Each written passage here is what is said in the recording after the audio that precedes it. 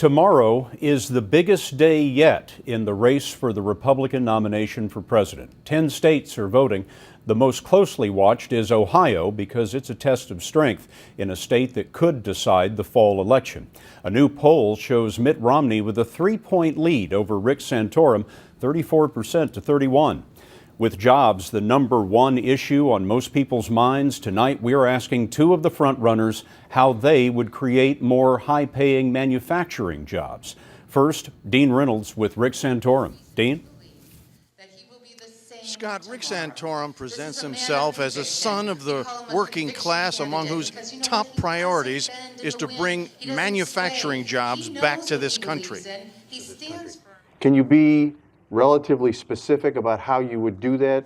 Well, I cut the corporate tax for manufacturing to zero. So we create a real incentive for people to invest money in the manufacturing sector of the economy. In addition to cutting the tax on manufacturers from about 32% to zero, Santorum would open up energy resources to make relocating here more attractive to business. And he would eliminate many regulations which he finds punitive.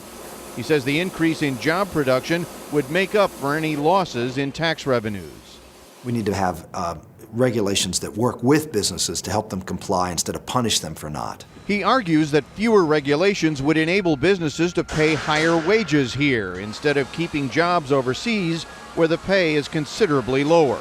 Do you think those incentives which you're proposing, the tax cuts and the deregulation, will overcome the problem? There's lots of reasons to keep your manufacturing here and not put it in other countries that create an advantage vis-a-vis labor cost. And if we can get rid of all the other cost disadvantages, we can get those jobs back here. I'm not interested in attracting low sub-minimum wage jobs back to America. But there's a lot of jobs that are actually very good, high-paying jobs that take skills that we are losing and we can get back.